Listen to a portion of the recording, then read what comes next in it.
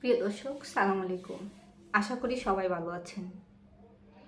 আমাদের কথা হচ্ছে, মানুষের তৈরি জীবন ব্যবস্থা মানুষকে শান্তি দিতে পারবে না। একমাত্র আল্লাহর দেওয়া জীবন ব্যবস্থা মানুষকে শান্তি দিতে পারবে। মানুষের তৈরি জীবন ব্যবস্থা হচ্ছে রাজতন্ত্র, সমাজতন্ত্র, গণতন্ত্র, একানায়কতন্ত্র। যতই তন্ত্রমন্ত্র করেন না কেন, কোনো তন্ত্রমন্ত্র মানুষকে শান্তি দিতে পারবে না। একমাত্র আল্লাহর দেওয়া আল্লাহর হুকুম মোতাবেক ঐক্যবদ্ধ হই, তাহলে আমরা আমাদের এই সমাজে শান্তি প্রতিষ্ঠা করতে পারবো। সমাজে ন্যায়, সুবিচার, শান্তি প্রতিষ্ঠা হবে।